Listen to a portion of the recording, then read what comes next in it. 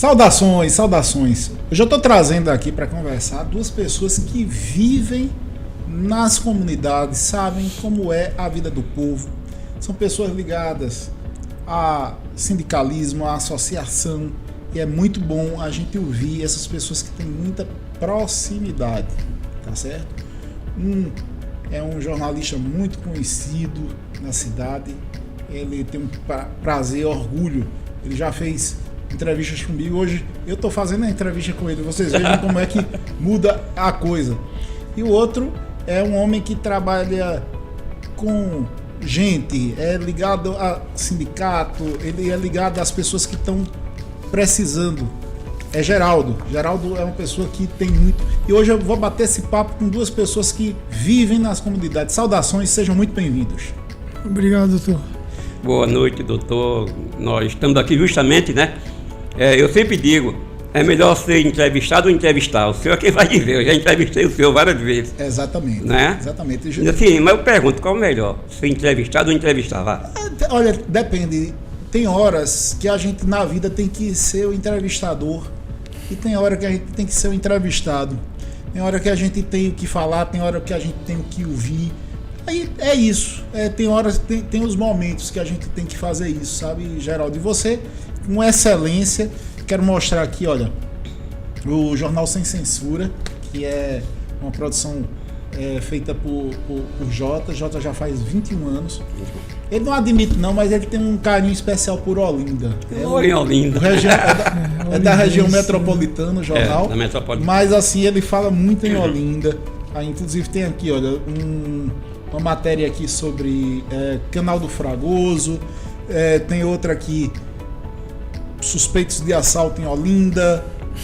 Barracas no Alto da Sé. Arrombamentos em Peixinhos. Jota, me diz uma coisa, como é essa vida de jornalista, que é esse jornalista muito ligado ao povo, ao comunitário? Me fala um pouquinho dessa tua experiência com viver no meio do povão, saber as notícias que impactam mais o povão. Como é que é essa realidade do dia a dia de um jornalista comunitário? Olha, veja, primeiro a gente quer agradecer essa vinda da gente aqui, né, do Jornal Sem Censura há 21 anos, e agradecer ao senhor, que é um amigo do jornal, né, e vem aí o troféu imprensa, né, aí com apoio também daqui da sua, desse podcast, né, é assim? Então, é assim, trabalhar com a comunidade é muito importante. Por quê? Porque a gente vive 24 horas dentro da comunidade. O Jornal Sem Censura, né, a gente fundou ele no dia 23 de janeiro de 2002, então 21 anos, né, completou agora em janeiro. E a gente tem o prazer de estar com o povo, né? Não sou candidato a nada, nunca veio na minha cabeça, né? Sou jornalista, radialista, diretor da Associação de Imprensa de Pernambuco, trabalhei na Rádio Jornal, é um currículo, né? Com Edinaldo Santos, que o senhor conhece, Projeto Rádio do Povo, quero mandar um abraço para ele e todos os companheiros. Trabalhei em Diário de Pernambuco, né? Também, de 79 a 92, né? Então, hoje eu sou diretor da IP, fiz alguns freelance, né? Na Rádio Clube, trabalhei na Rádio Clube, né? Mas foi pouco tempo, né? Então, fiz freelance na Rádio Olinda, na Rádio Tamandaré, assim, eleição, né? Eleição. Eu tenho até os crachás, estou em casa. Então é assim, você trabalhar com a comunidade é bom, né? E é melhor do que trabalhar com político, porque o reconhecimento vem deles mesmos, né? Doutor, sinceramente, eu não posso, meu celular é o tempo todo recebendo reclamações, denúncias, e o melhor é que a gente tem a resposta das autoridades, né? Eu quero mandar um abraço aqui para o nosso Giovanni, né, que é da Federal, meu amigo, que eu tive nos 79 anos da Polícia Federal, né, também ao nosso superintendente, né? Então tá aí, a gente pega as notícias, como o senhor falou, coloca no Jornal Sem Censura, 21 anos, e aí ainda tem as redes sociais, né? Hoje eu não posso ir nas ruas, o carro de reportagem tem os adesivos, e Jota, ó, esse buraco, Jota, a selfie, a Neoenergia, né? Que agora... Ó, Jota, esse médico que não veio. Então é assim, o dia a dia. Quer dizer, eu estava na assessoria de comunicação, né, de imprensa da prefeitura, conversando com os jornalistas, os colegas, né? Eu estava dizendo, rapaz, o pessoal está procurando mais o jornal sem censura do que o próprio político, né? O vereador, que a gente vai citar nome, que está lá justamente, né, para ajudar o povo. Mas não, eles, jornal sem censura, né? O que é que a gente faz, doutor Peralta? A gente pega a reclamação do povo e leva para as autoridades, via assessoria de comunicação, via os jornalistas, né? Que aí é até um respeito aos colegas. Então eu pego a notícia, no caso, e levo justamente para a assessoria de comunicação da Polícia Federal, da Polícia Militar, né, que é ali no DERB, né, interseção, da Polícia Civil, né, se for o governo do Estado, no Palácio do Governo, na assessoria de comunicação. Então a gente, o Ministério Público, né, quero mandar um abraço para a Madalena França, né, do Ministério Público da de Olinda. Então a gente está aí fazendo... Excelente trabalho. Fazendo um trabalho jornalístico. E ainda tem o lado da cultura, o seu ver. Né, eu posso mostrar aqui para a câmera, né, que aqui tem Diego. De onde é Diego? Né? Diego Zabumbeiro. Esse cidadão, ele divulga a cultura lá no Japão, né? Então a gente também tem esse trabalho da cultura. Isso é uma importância muito grande na nossa comunidade. Sem dúvida. Né? O senhor vê um cidadão que é de Bom Jardim, né? Interior de Pernambuco, né? Faz mais de 20 anos que ele está lá. Ele é caminhoneiro. Ele tem um estúdio como esse aqui, lá no Japão. Até porque o equipamento é mais sofisticado, a gente sabe. Esse aqui é melhor. Mas na realidade o Diego, ele é um parceiro nosso. O que é que ele faz? Eu nomeei ele correspondente, né, do Jornal Sem Censura no Japão. E todas as notícias vai para lá. Você entendeu? A gente tem lá também em Portugal, né, tem uma correspondente em Portugal. Tem lá na Itália, a Mauri do Recife, né? Então esse jornal, eu não estou mais dominando ele não. Ele está fora do Brasil, Rio Grande do Sul, né? Tem lá muita gente, a gente também concede o diploma Jornal Sem Censura, está aqui, gente, né? Está aqui, né? O Jornal Sem Censura, a gente concede o diploma que as pessoas destacam na cultura, na política, né? Eu mesmo já ganhei o diploma. Pronto, doutor Peralta Você mesmo está foi apresentando testemunha. um diploma a Geraldo, viu? Geraldo, vou trazer Geraldo para a conversa. Ô Geraldo, agora ele falou um negócio interessante. No fundo, vocês queriam ser político? Responde começando por tu. No fundo, você tem uma alma política, porque essa alma do sindicalista, daquele cara que ouve a base, que leva para o parlamento. Todo sindicalista, no fundo, é um político, né? Não, eu acredito que não, né? Porque... Olha, faz eleição, pede voto. Não, veja só, porque eu no Sindicato dos Aeroviários, eu não me acostumei eu me acostumei a dividir a política partidária com a política sindical. Olha aí, política sindical, pede voto. Mesmo que seja para chapa. Ou não? Veja só, não. Veja só, porque a política sindical ela é restrita a trabalhadores de carteira assinada. E a política partidária abrange toda a sociedade, religiões e outras coisas, né? O que eu parabenizo aqui o companheiro é o do jornal, né? Que eu fui diretor de imprensa dos sindicatos aeroviários, né? Que eu nem esperava ser, mas me convidaram. Tu já fez jornalzinho também, né? Eu chego lá. Então eu estou admirado com o trabalho dele, que no nosso país, né, não existe democracia sem liberdade de imprensa, né? E essa luta foi muito grande desde a época do regime militar, e agora nós temos a liberdade de imprensa de falar o que nós desejamos, de protestar das coisas e dos fatos que acontecem, seja nas empresas, seja nas ruas como um povão, né? Então, mas me permita, eu posso até questionar. A liberdade de imprensa é importância muito grande, né? Por isso que nós estamos aqui. Agora, existe aí né, dentro desse contexto político, né, a gente não vai citar, que a liberdade de imprensa está sendo maculada. Né, a liberdade de imprensa está sendo maculada. Hoje você tem muitos jornalistas presos, respondendo processo. Por quê? Porque eles falam, né, a verdade. E a imprensa é livre, né? A imprensa livre e independente. Tem que falar sem medo, né, Geraldo? Mas infelizmente há um problema de nível até nacional. Quantos jornalistas mortos não tem, né, no mundo todo? E preso, todo mundo sabe disso.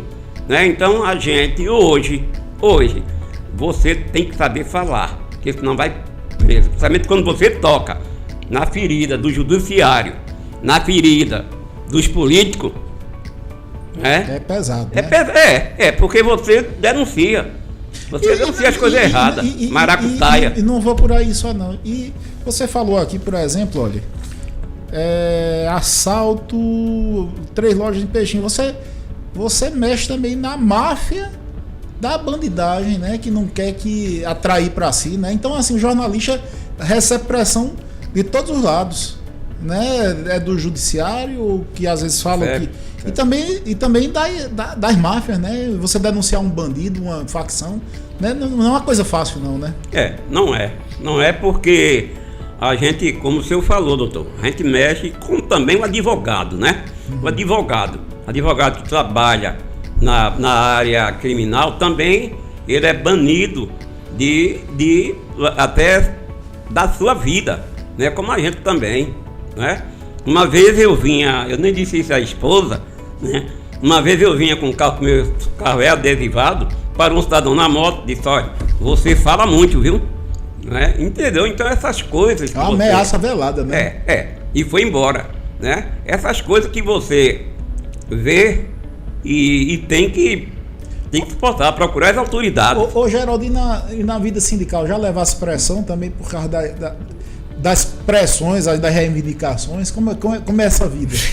Já fui ameaçado de morte também, viu?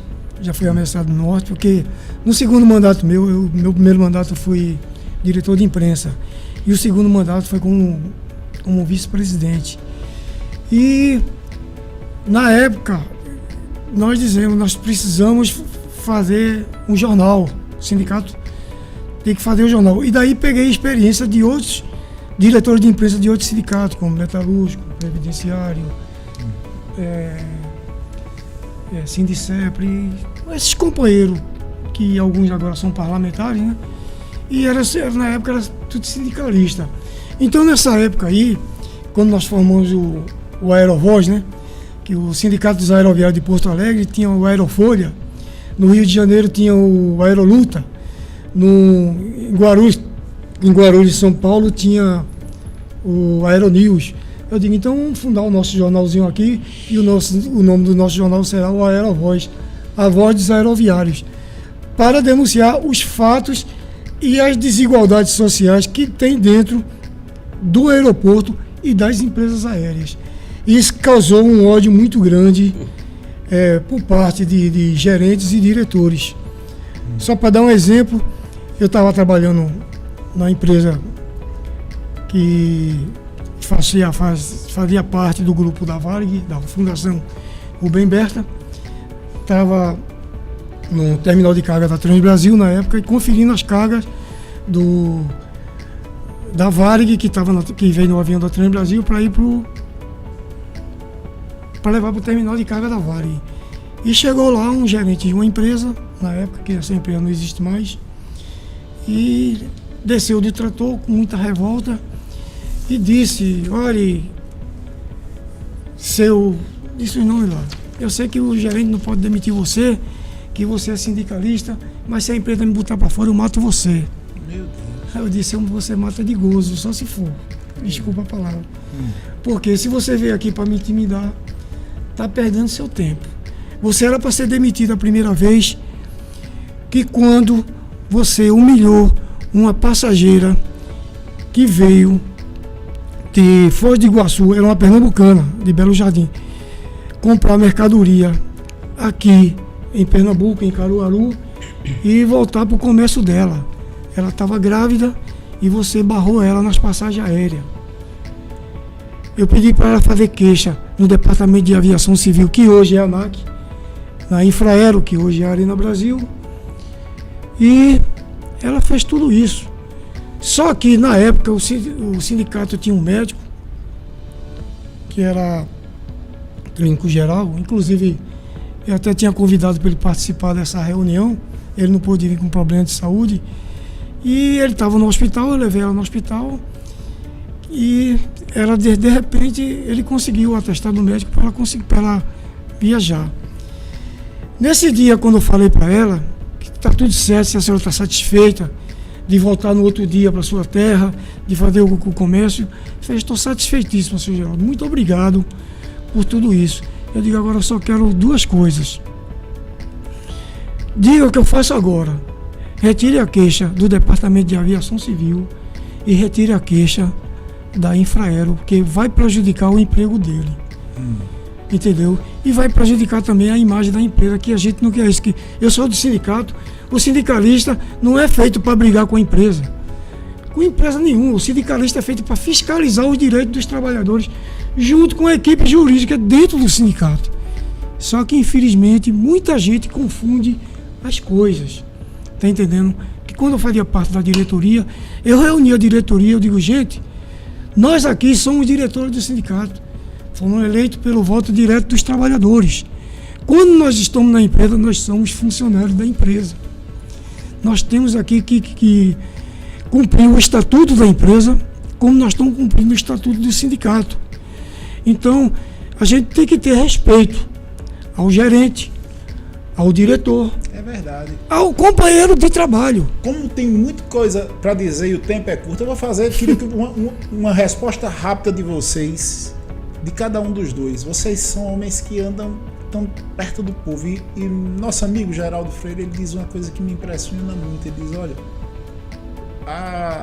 a miséria é muito pior do que aquilo que a gente pode imaginar. Quando vai numa comunidade, tudo, ele disse, olha, toda vez eu volto cada vez mais horrorizado, porque imagina um cara que só mexe o pescoço, aí tem uma sobrinha que toma conta, é uma falta de comida, uma falta de tudo, de ventilação, uma telha de PVC em cima, parece mais um micro-ondas.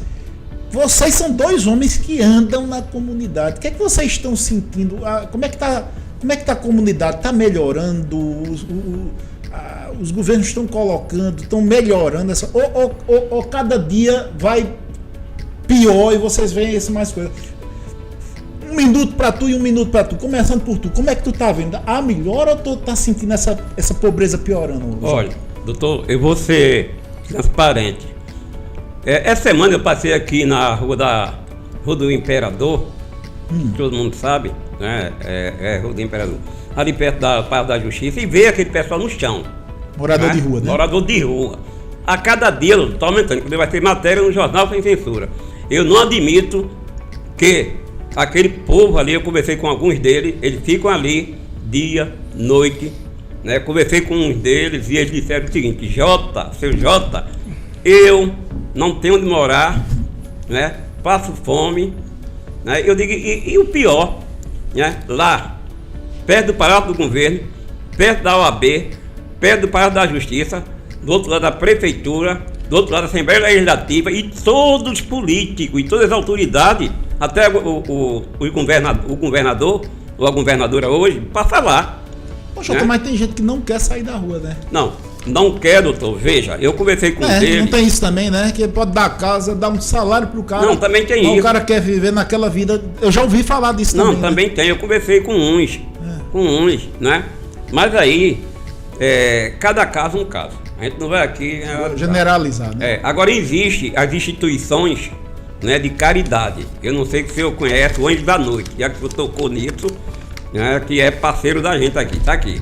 Anjo da Noite, né, e outras instituições que distribuem alimento para aquele povo, cobertores, aquela coisa toda. Então, na realidade, eu me sinto muito envergonhado, né, morar numa cidade, não é só aqui não, porque lá em São Paulo tem a Cracolândia, todo mundo sabe disso, não é? E aqui em Pernambuco, Né? Se o senhor sair com o seu carro hoje, a gente vai ver debaixo das marquises aquele povo tudo dormindo. São pessoas drogadas, são pessoas que não têm família, tem pessoas que perderam seus empregos. Então eu acho assim, cada caso então para tu tá piorando. Para mim tá piorando. E tu, Geraldo, qual é a tua opinião? A minha opinião é o seguinte, problemas familiares também, né? Que já vi muitas vezes isso, discussões que o melhor é morar na rua, que pelo menos lá não tem briga, não tem nada. Na rua não tem briga, não? Não, eu estou me referindo à situação... que eles falam, né? Que eles falam, né? Sim.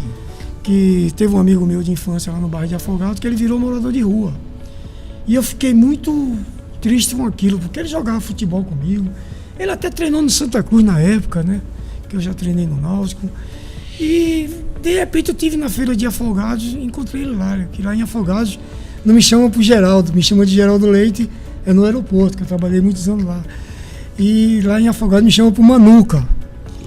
E eu passei por ele assim, e ele me chamou pelo nome, e eu querendo... Quem foi que me chamou? Ele estava no chão, chorando.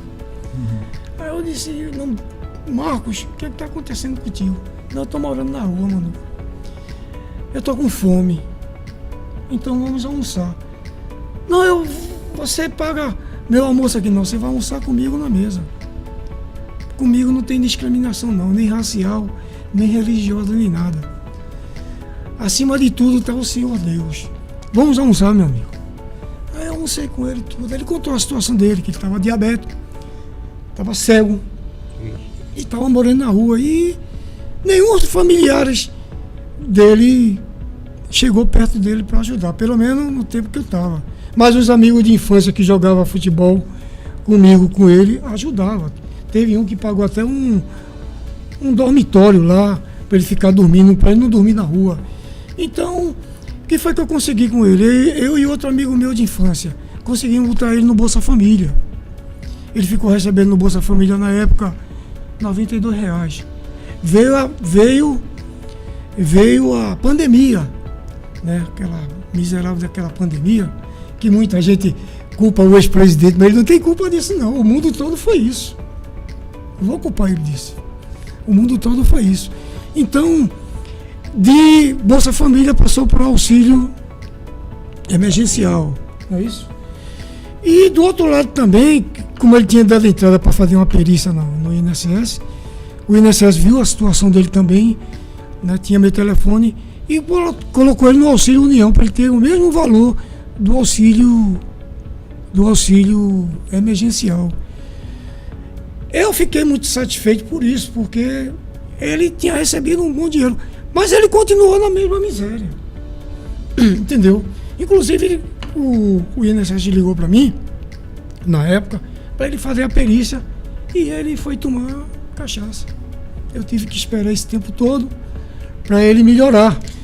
A gente quer ajudar, mas às vezes as pessoas não têm, assim, não conseguem mais nem se ajudar, sabe? Eu acho que só para finalizar, né? Quando o INSS chamou para ele fazer a perícia, ele morreu. Meu Deus. Morreu. Entendi. Aí... olha, tem umas pessoas, não sei se você concorda, Jota, Geraldo, mas assim, eu sinceramente, não é porque algumas pessoas dizem, isso aí vocês querem fazer uma higienização, tirar o pessoal. Tem gente que não tem mais condições de sair sozinho de um negócio daquele, sabe?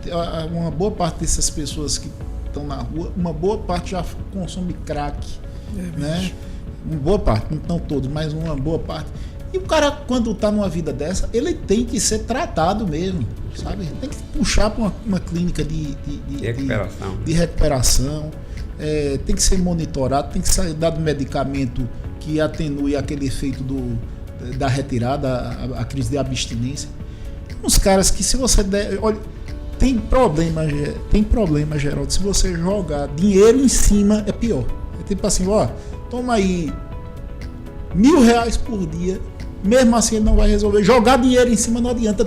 Às vezes tem que tirar mesmo assim a força para tratar, não é para prender o cara não, mas é para tratar o cara, entrar numa clínica, desintoxicar. Concorda? Eu concordo, né? Veja, Veja, é assim. Eu acho que esses moradores de rua, como eu acabei de dizer, eles não estão ali porque querem. Eles têm algum problema, algum problema eles tiveram. Então, o que as autoridades deveriam fazer? Né? Eu não sei se eles fazem, eu não vejo. Fazer um cadastro desse povo, né?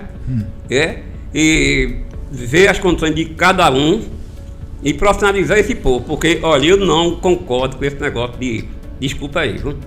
Só aquele necessitado de Bolsa Família, Bolsa não sei o quê. Porque isso aí gera assim, o pessoal fica muito apegado só ao dinheiro. Eu acho que tem que gerar emprego e renda, né? Mas infelizmente os governantes se elegem em cima disso, Bolsa Família, Bolsa não sei o quê. Na verdade é essa, doem quem doer, isso é minha opinião, né? Então tá aí, né? O pessoal tudo doente, né? Esse pessoal, se o senhor conversar com um deles, eles são profissionais, né? Mas infelizmente, mas quanto povo miserável, mas os governantes gostam, alguns. Mudando de assunto, e vocês que andam nas comunidades, o que é que vocês estão achando das comunidades de Recife e Olinda, que vocês são homens de andar em todo canto, né? Assim, às vezes, quem é de classe média fica só em Boa Viagem, no centro da cidade e tal, mas e como é que estão, na visão de vocês dois, Olinda e Recife, como é que está a comunidade?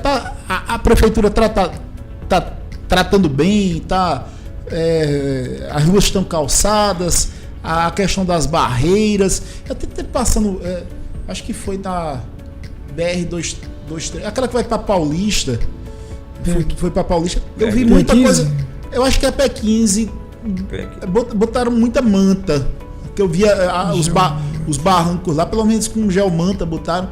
E vocês que estão andando na comunidade, o que é que vocês estão sentindo? O governo tá chegando forte nas comunidades ou tá meio largado?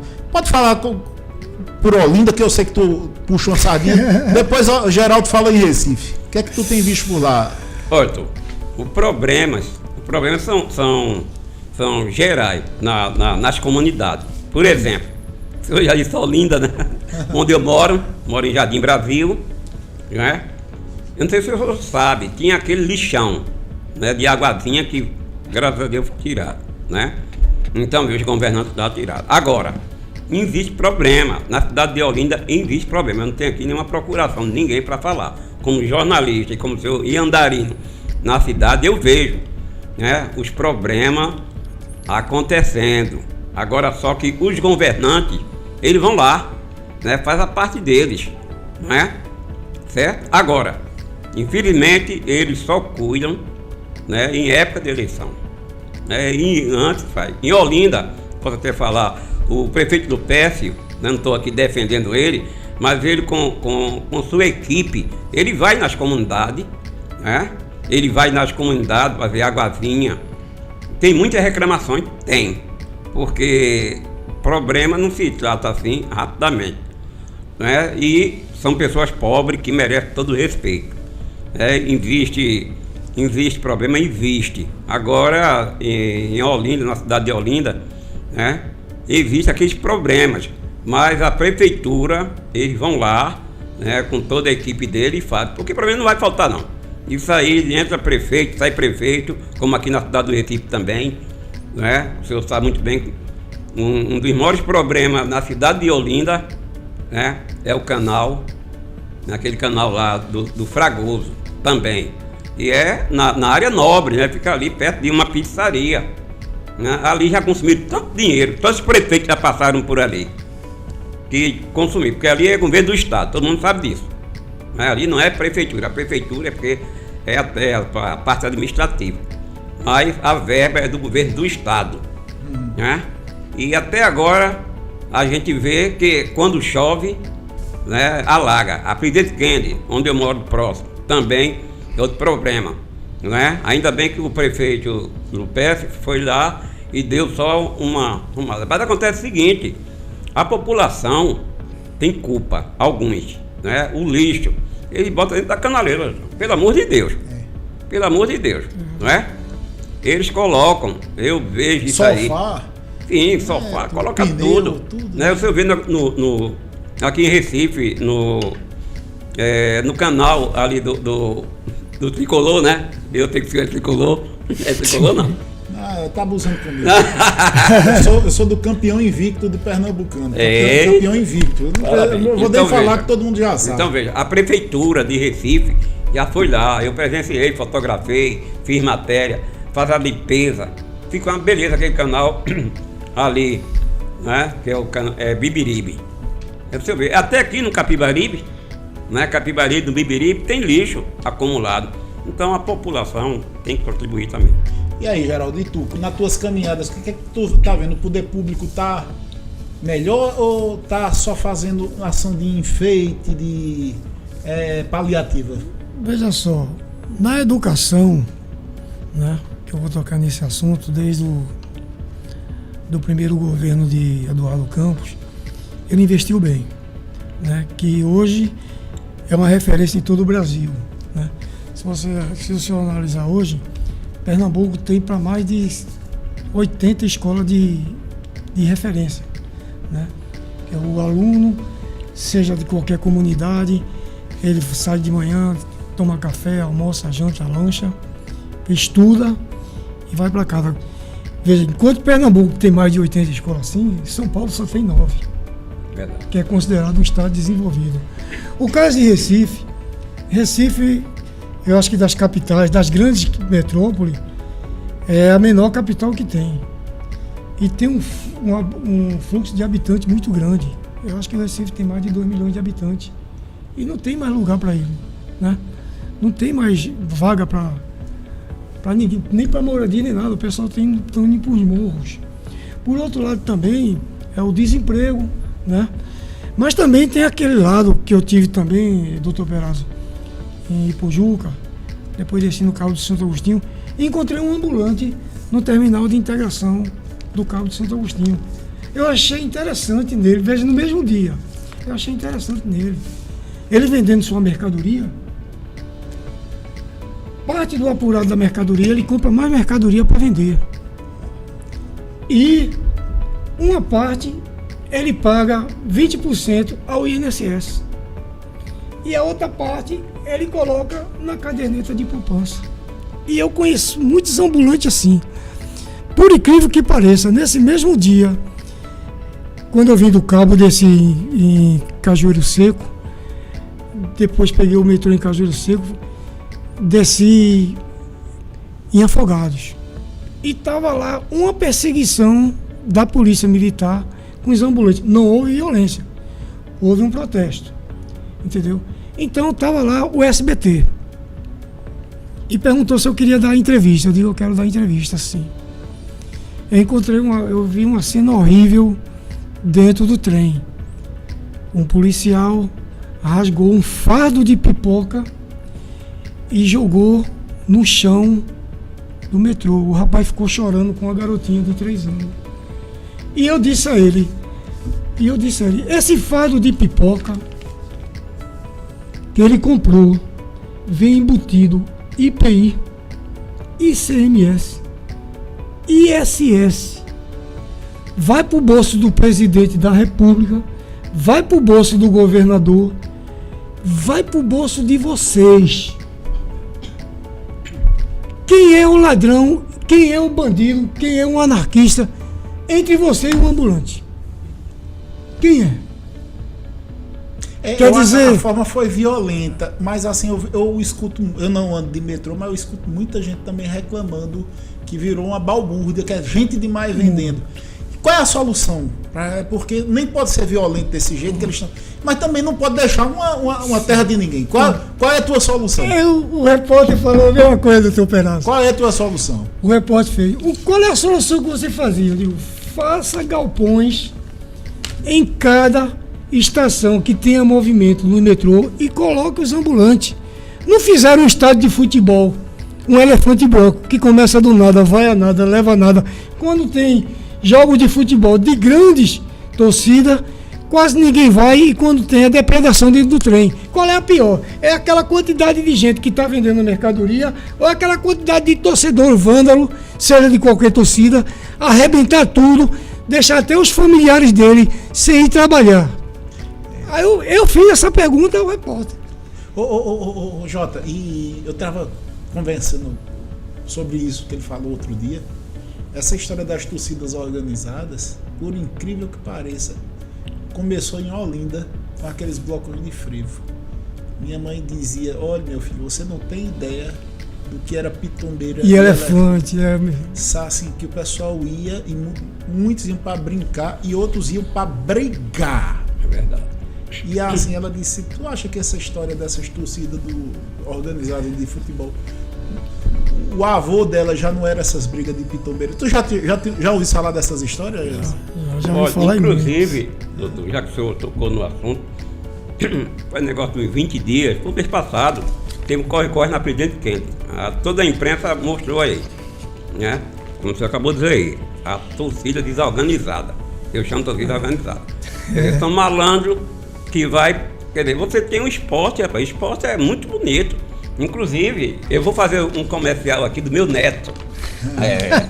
O meu neto Thalisson, tá aqui, ó. Esse aqui é meu neto Thalisson. Mostra aí pra câmera. Opa, pra câmera. Meu neto Thalisson. Ele gosta de futebol. Né? Ele disse: vovô, eu ainda vou ser jogador da seleção. Aí eu fiz essa matéria com ele, tem 6 anos. Então veja, o que eu vejo aí mas o Poder Judiciário, o que foi que o secretário da FDS disse? Na imprensa, eu não estou vivendo. Liberou, né? Liberou, tá aí. Liberado, hoje o senhor não pode pegar com sua esposa, com seus filhos, e é uma partida de futebol. Porque sabe que vai levar, né? Essa semana teve.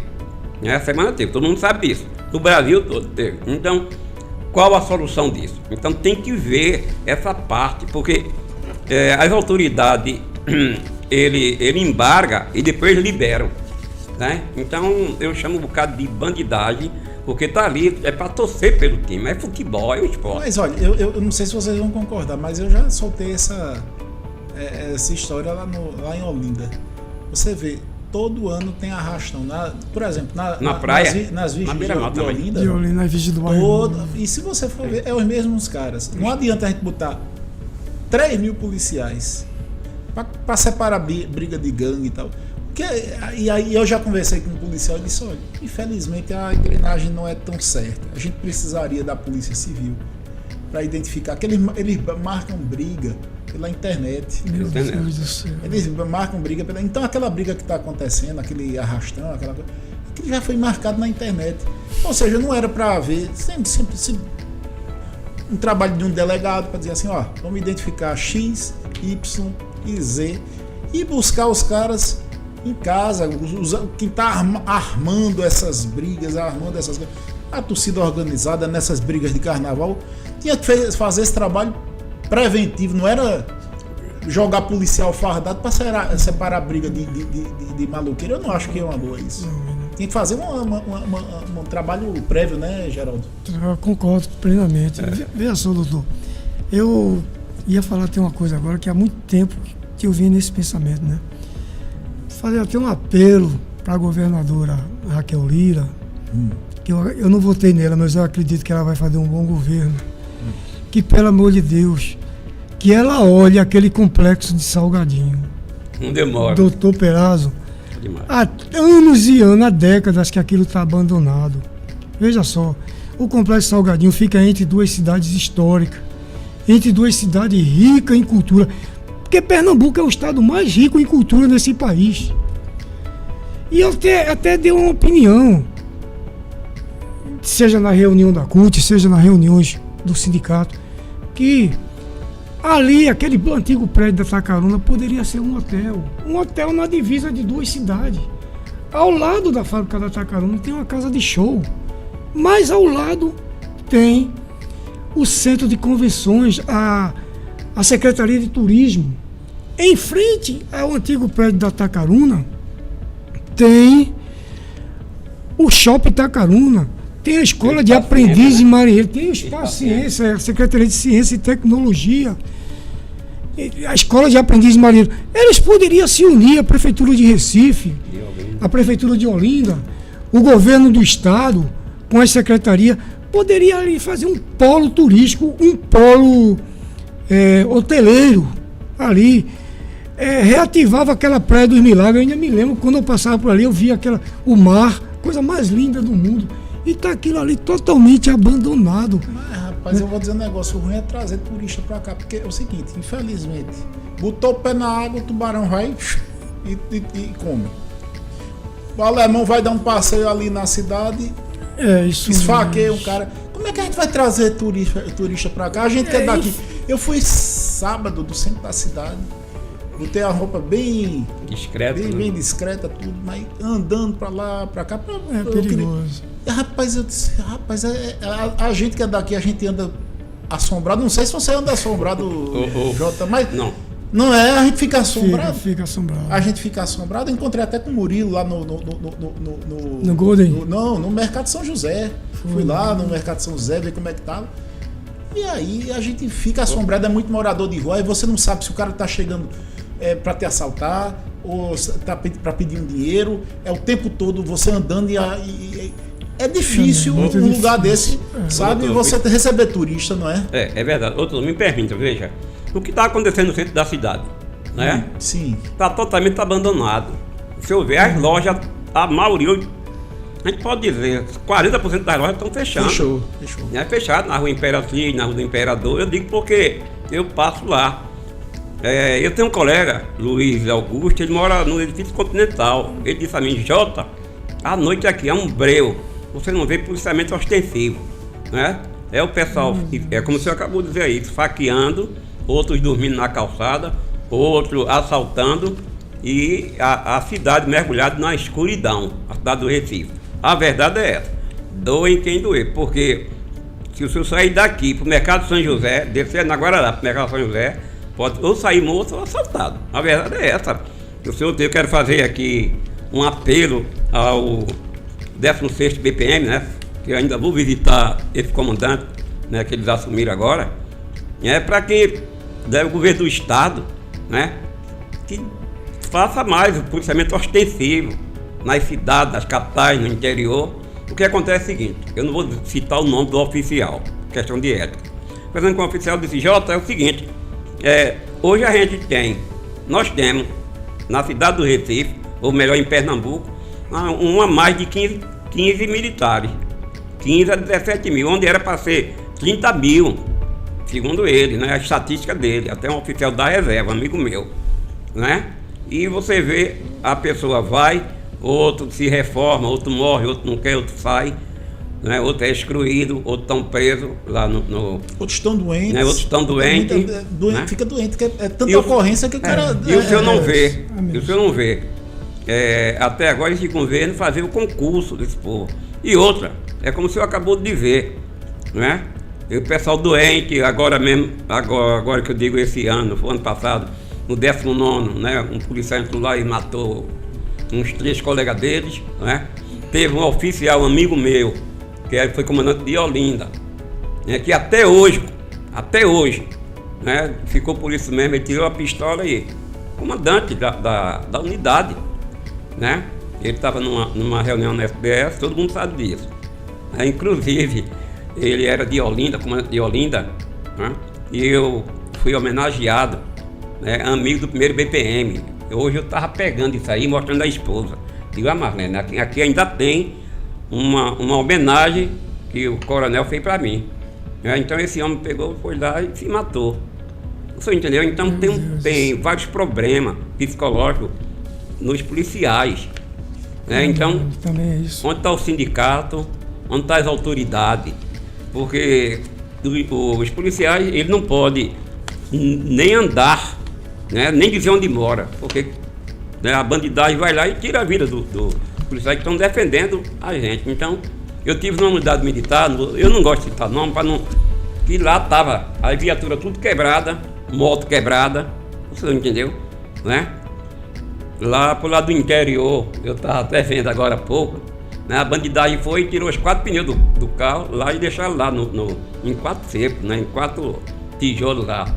Foi no interior de Pernambuco. Eu tenho essa foto, está em casa. Você entendeu? Então, a gente o que está faltando aqui em Pernambuco, né? Ou no Brasil, né? É a sensibilidade dos governantes. Mas, infelizmente, eles só pensam em política. Veja só, doutor Pedro, se referindo ao turismo, né? Vamos também olhar o lado positivo, né? Uma vez eu estava no Rio de Janeiro, na reunião da federação, e a gente estava falando de turismo com os companheiros lá.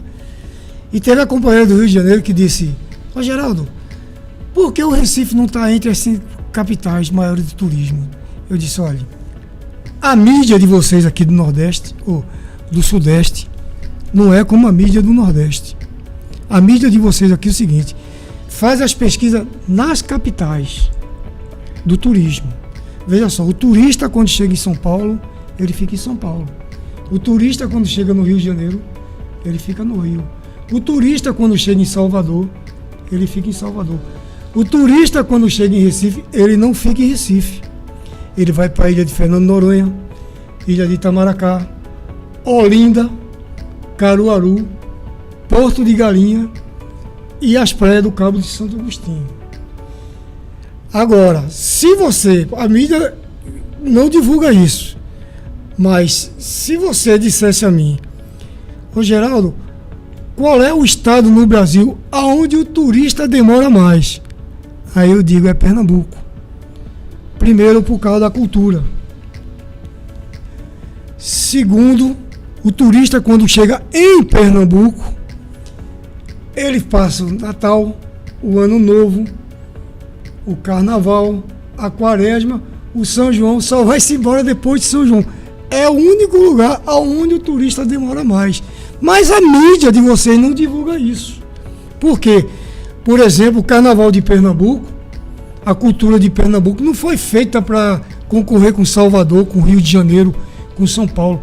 Ela foi feita para mostrar ao turista que o Carnaval de Pernambuco não é carnaval restrito. Show business. Isso, Show não business.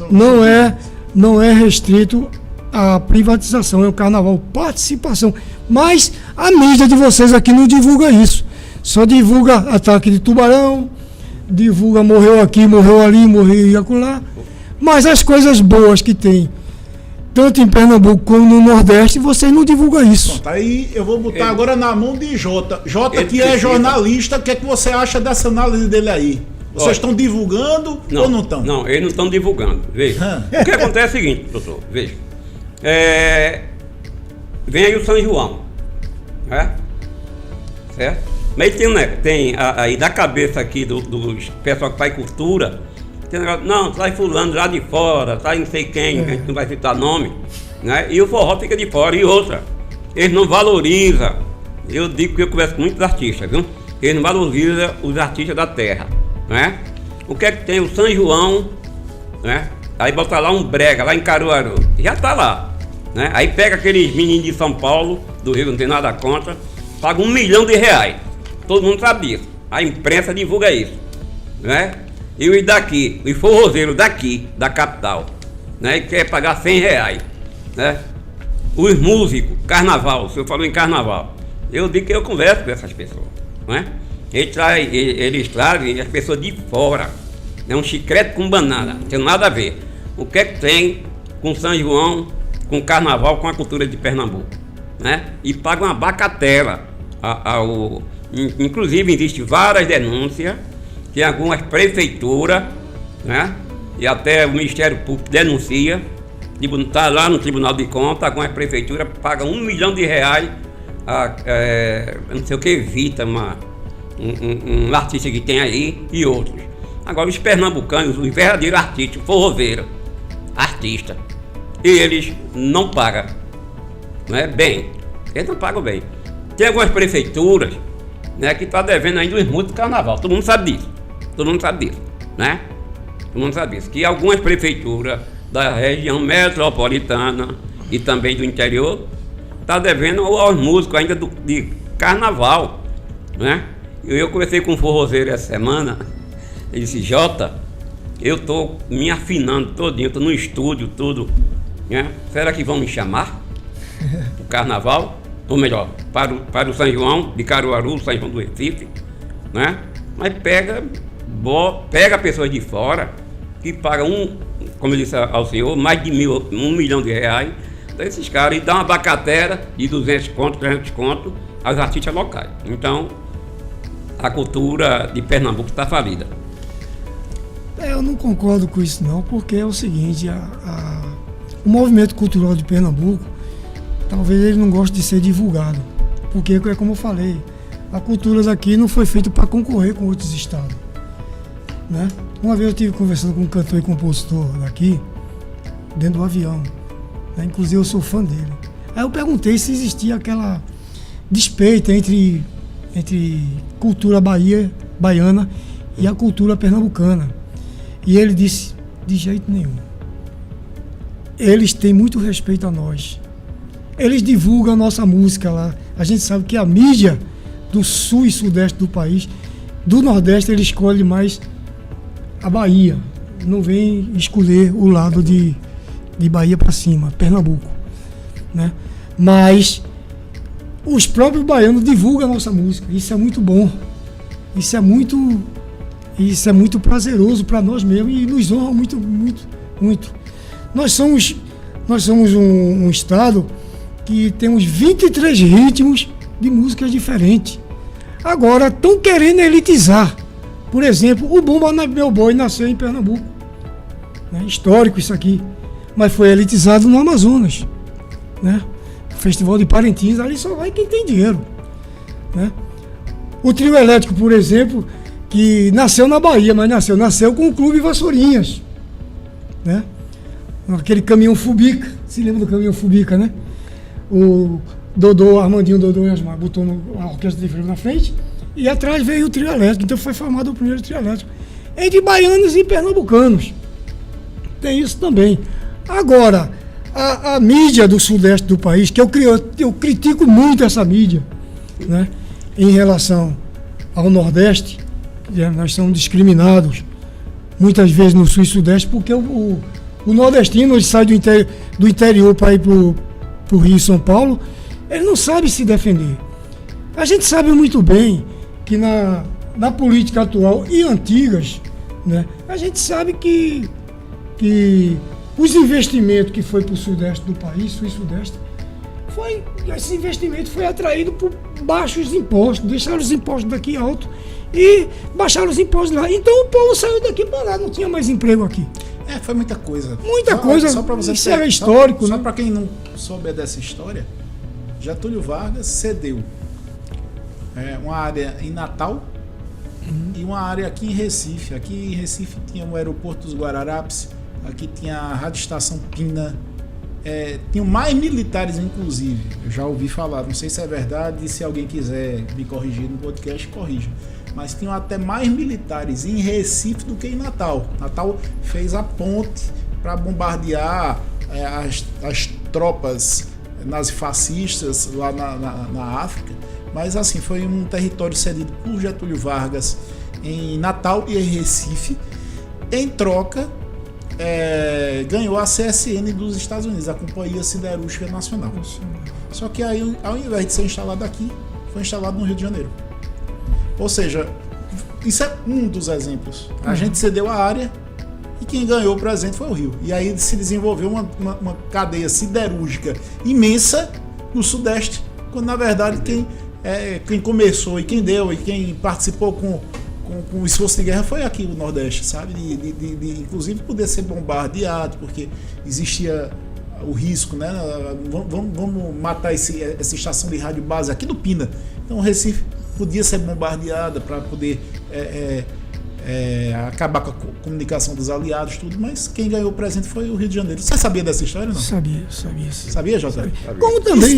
Tantas e tantas, né? Que a como gente também, sabe. doutor Perazzo, nos anos 70, na época, se me falha a memória, foi no governo Geisel, do general Geisel, né? O ministro das Minas e Energia, Shigeaki Ueki, mandou uma equipe de técnico para o litoral nordestino para formar a refinaria. E os técnicos, parece que o chefe desse técnico era César Claus, disse que o melhor lugar, o melhor litoral de formar uma refinaria era Pernambuco. Era justamente na década de 70 Suape. Mas não foi. Foi para a Bahia. Gente, o tempo do podcast está acabando, mas... Eu quero só fazer um pequeno registro aqui, a gente lembrar, né, os clubes carnavalescos. que era que registrava os 135 anos, que foi agora em março, inclusive está no Jornal Sem Censura, no jornal de março, do Clube das Pais, né? 135 anos. Parabéns, o senhor conhece, parabéns, né? O senhor aqui conhece o Clube das Pais. Parabenizar toda a diretoria e todo o pessoal que frequenta aquele clube ali em Campo Grande, que é tradição do Carnaval de Pernambuco, né? Sem dúvida, sem dúvida. 135 anos, não é? Olha, gente, e vamos deixar marcado para vocês participarem de outros podcasts. Hoje foi muito assunto e o tempo correu. Simplesmente correu. Geraldo, deu seu tchau final, deu... Não, eu só vim aqui desejar meus pêsames aos familiares de um amigo meu que foi diretor de imprensa do Sindicato Aeroviário, o Dilson, que faleceu a semana passada, um amigão, um lutador. E eu me congratulo aos familiares dele e que Deus esteja com ele e console a família dele. Deus o receba. Muito obrigado pela participação. A gente vai colocar no YouTube e fiquem à vontade para poder compartilhar. Final, né? Olha, eu quero só agradecer, doutor Paulo Perazzo, que é amigo do Jornal Sem Censura, meu amigo há muitos anos, né? E aí eu perguntei ao senhor, e o senhor não me respondeu. Qual melhor, ser entrevistado ou entrevistar? Porque a gente entrevistei da gente, viu? É isso que eu te falei, rapaz. Olha, hoje eu tô tendo o prazer de entrevistar um mestre como o Jota. Jota já me entrevistou. Eu tô impressionado com ele. Olha como é, sabe? Ter o prazer e a satisfação de ser entrevistado por um homem de uma experiência dessa que está há mais de 40 anos no mercado de radialismo. Eu quero só agradecer ao senhor por esse convite. Foi uma coisa que eu vim fazer, uma visita. Ele disse, Jota, vamos fazer, vamos. Né? Então, quero agradecer ao senhor, a toda a sua equipe, né, de comunicação, né, porque não deixa de ser, a esse estúdio, né, que é a primeira vez que eu venho a esse estúdio. Agradecer a jornalista, né, o nome dela... Lívia. Como? Lívia. A Rívia, a nossa colega Rívia, né, pela sua competência de manusear, né, todo equipamento de primeira geração aqui no podcast de São Paulo, e dizer que o Jornal Sem Censura agradece em nome de toda a equipe e estamos completando aí 21 anos e vem aí o troféu imprensa. Muito obrigado. Rapaz. Só para finalizar, eu também vou parabenizar as mulheres, né? Que nas últimas eleições agora, duas fortes candidatas. Uma delas chegou ao governo de Pernambuco, a outra no Senado, a Tereza Leitão, que eu conheço ela, uma guerreira. E também eu queria lembrar também aquela mulher, aquela senhora, aquela guerreira que saiu a pé de Petrolina para Recife lutar por justiça em defesa da filha dela que foi assassinada. E também lembrar as grandes mulheres do Tijuco Papo, que essas mulheres guerreiras têm uma história que está na hora dela levantar a cabeça e o Tijuco Papo lançar uma candidata ao Senado ou a deputada federal, porque elas merecem isso. Então, parabenizo as mulheres pela força que teve agora nessas últimas eleições. Fiquei muito satisfeito com isso. Parabéns. Muito bom que Deus lhe ouça, porque a gente tem que equilibrar essas coisas e muitas mulheres ainda não ocuparam todos os lugares que elas poderiam, né? É isso mesmo, fiquei impressionado com isso. Minha gente, você que assistiu, tomara que tenham gostado, deixem o seu like e assistam os próximos podcasts. Um abraço e até a próxima. Até